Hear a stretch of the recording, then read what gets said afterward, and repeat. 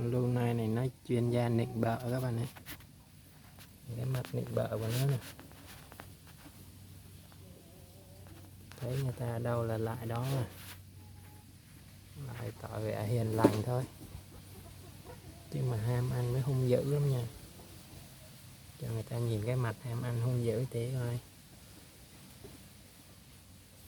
Có hiền hay có dữ gì đâu. Nằm xuống đi. Ra đây nịnh bợ gì. Muốn xin ăn gì. Rồi. Một cây cối.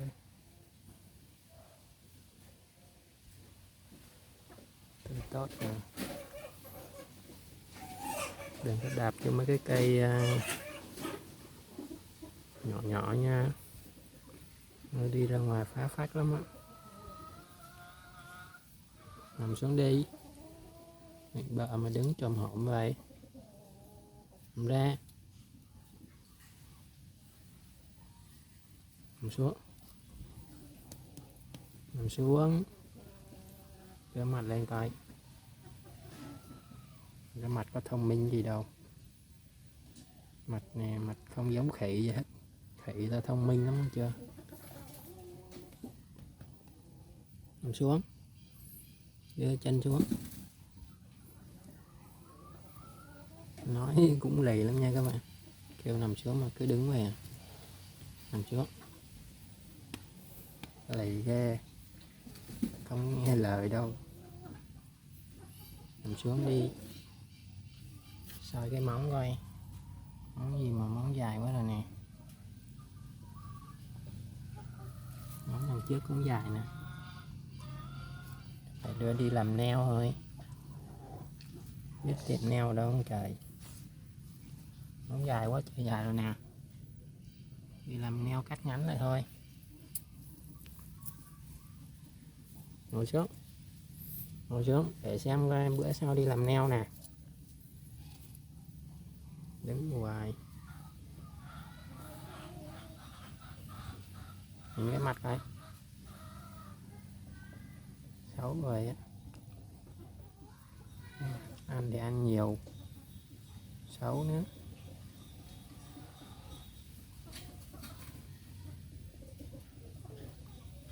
Sao gạ được đi. Gạ đi đâu bây giờ. Xấu như vậy ai mà rước. Ngồi xuống.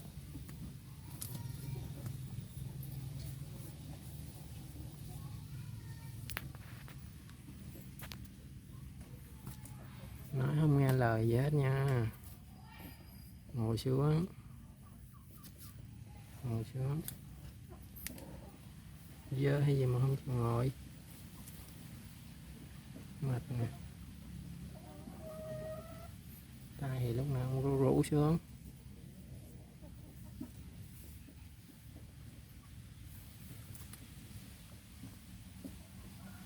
Họ đi rồi đó. Rồi cho mình đi cho đi luôn. Không định bợ nữa rồi thì đi đi. Nước này dơ không có uống được. Nước mưa. Rồi bỏ chạy nhanh quá.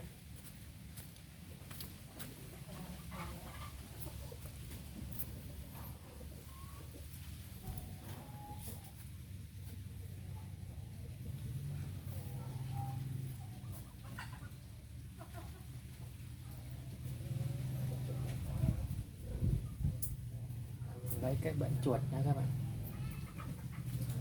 Đây. Bẫy chuột đưa cho con mèo Daisy nó ăn. Hướng dẫn các bạn bẫy chuột luôn. Nó có hai cái vòng này nè. Sunshine đi đâu đây ăn cơm này để dành cho ai nữa đây nè. Đứng lại coi. Nhưng mà ăn cơm coi Sunshine. À, ăn cơm mà cần để trong trên mồm trên mép này nè. Để dành cho ai đây? Ăn cơm mà để dành nữa hả? Đang ăn cơm để dành hả? Bẫy chuột cho con Daisy nữa. Nó ăn mồi nha, nó ăn chuột nha. Gạt lên đây các bạn.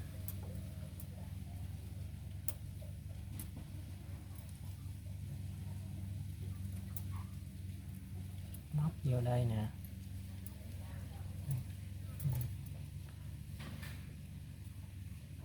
Đưa vô cái thanh sắt giữa này rồi dập luôn rồi. Làm lại các bạn ơi. Thì mình nhấc hai cái vòng này lên.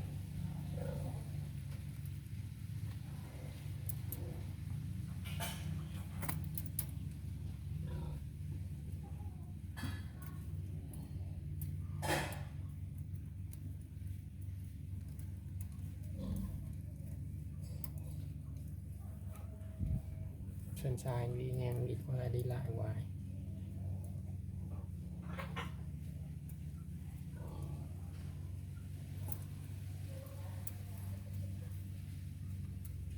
Đó, nó gà vô cái trong nè.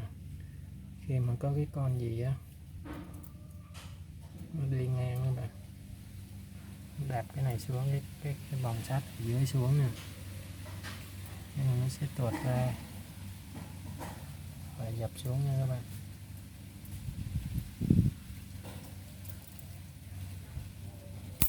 Đó, rồi tạm biệt. Thế là có con chuột ở trong cho con mèo Daisy nó ăn.